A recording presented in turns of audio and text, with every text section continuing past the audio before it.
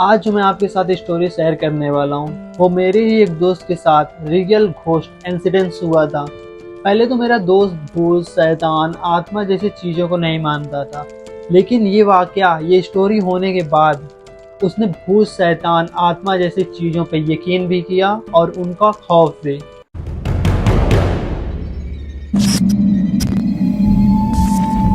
Hello and welcome to सरडेज story.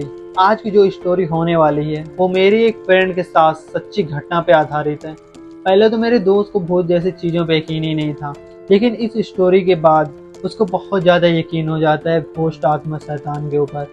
ये बात है करीब 2014 की। मेरे दोस्त की उम्र कुछ 20 साल के अप्रॉक्स हो रही होती है। उसके घर के बगल में ही एक बहुत ज़्यादा पुरानी बिल्डिंग होती है। उस बिल्डिंग के बारे में उसने बचपन से बहुत सारी कहानियाँ सुनते आ रहा था, लेकिन 20 साल की उम्र में कभी भी उसको उस बिल्डिंग से खौफ नहीं लगा। और उसने जो कहानियाँ अपनी 20 साल की उम्र में सुनी थी, उस कहानी से मैच करके उस बिल्डिंग में ऐसा कुछ भी नहीं था, बल्कि उसको उस बिल्डिंग से बहुत ज़्यादा लगाव था, क्योंकि वो बिल्डिंग बहुत ज़्यादा पुरानी थी, मतलब कि उसके दादा परदादा के ज़माने की। तो इसकी वजह से उसको उस बिल्डिंग से बहुत ज़्यादा लगाव था। वैसे तो मुझे भूत, शैतान, आत्मा जैसी चीज़ों पर भरोसा नहीं था, लेकिन उस रात मेरे साथ इतनी भयंकर और खौफनाक चीज़ें हुई, जिसकी वजह से मुझे भूत, शैतान, आत्मा जैसी चीज़ों पर यकीन करना ही पड़ा। और उस रात मैं ये जान गया था कि ये भूत, शैतान जैसी चीज़ें भी दुनिया में होती हैं।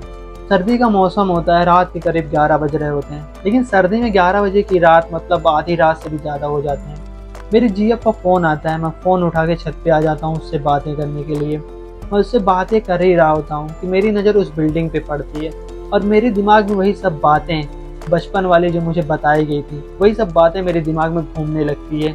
मैं इस बिल्डिंग को देख रहा होता हूँ और सोच रहा होता हूँ क्या ये सब दुनिया में होता भी है, या फिर ये सिर्फ एक कहानियाँ हैं। मैं इस बिल्डिंग को देख रहा होता हूँ, लेकिन उस बिल्डिंग से मुझे जरा सा भी डर नहीं लगता है, क्योंकि 20 साल की उम्र में कभी कुछ ऐसा हुआ ही नहीं मेरे साथ जिससे मुझे उससे डर लगे।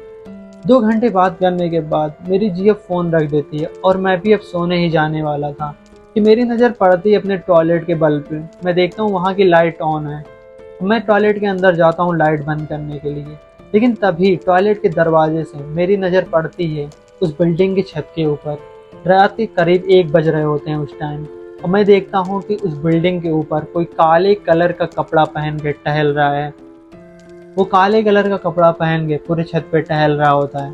मेरे दिमाग में आता है हो सकता है उस बिल्डिंग पे कोई गया हो, लेकिन अचानक ही मुझे याद आया कि उस बिल्डिंग में तो 20 साल से कोई रह ही नहीं रहा है, तो उस छत पे कौन टहल रहा है इतनी रात में। ये सब मैं देख ही रहा होता हूँ, तभी मुझे लगता है कि वो काले कपड़े का साया मेरी तरफ पड़ रहा होता है। और उसके बाद जो होता है वो मेरी लाइफ का सबसे खौफनाक टाइम था। उस टाइम तो मुझे ऐसा लगा कि मैं इस दुनिया में हूँ ही नहीं। वो काला साया उल्टा होके बिल्डिंग की दीवार पे चलना शुरू हो जाता है, और वो मेरी तरफ मतलब नीचे की तरफ आना शुरू हो जाता है।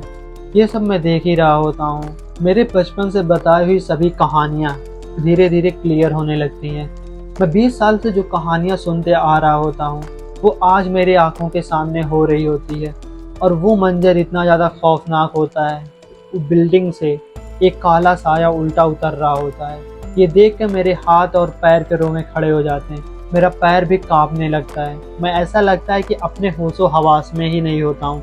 ये सब मुझे एक सपना सा लगता है, लेकिन तभी अचानक पीछे से कोई हाथ मेरे ऊपर आ जाता है।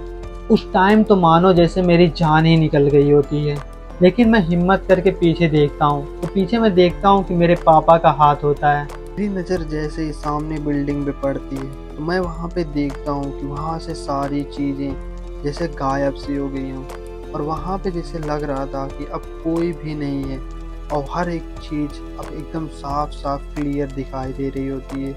अभी जो मैंने कुछ देर पहले देखा था वो उल्टा चलता हुआ घोस्ट अब वो वहाँ पे नहीं होता है, और ना ही वो काला साया जो मेरी तरफ आ रहा होता है। वो मुझसे पूछते हैं कि इतने टाइम यहाँ पे क्या कर रहा है। मैं इनको टॉयलेट का बहाना करके सीधे अपने बिस्तर में आके सो जाता हूँ। और उस रात मुझे यकीन मानो ऐसा लग ही नहीं रहा होता है कि अब मैं इस दुनिया में रह पाऊँगा।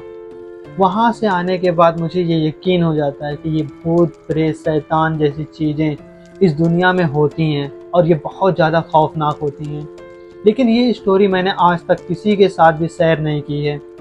और उस दिन से मैं आज तक रात के वक्त अपनी जीएफ से बात करने के लिए कभी भी उस छत पे नहीं गया। मैं दिन के वक्त तो उस छत पे चला जाता हूँ, लेकिन रात में मेरी हिम्मत ही नहीं होती है। मुझे ऐसा लगता है कि अभी वही काला साया आएगा मेरे ऊपर और मुझे इस दुनिया से लेके अपनी दुनिया में चला जाएगा। मुझे पहले तो ये सब चीज़ें एक मजाक की कहानी लगती थी, लेकिन उस रात की घटना के बाद मुझे ये सब चीज़ों पे यकीन हो जाता है और मैं ये जान जाता हूँ कि ये चीज़ें कितनी ज़्यादा ख़तरनाक होती हैं। तो ये थी एक रियल हॉरर स्टोरी मेरी फ्रेंड के ऊपर कि मेरी फ्रेंड का घोस्ट एक्सपीरियंस कैसा था पहली बार।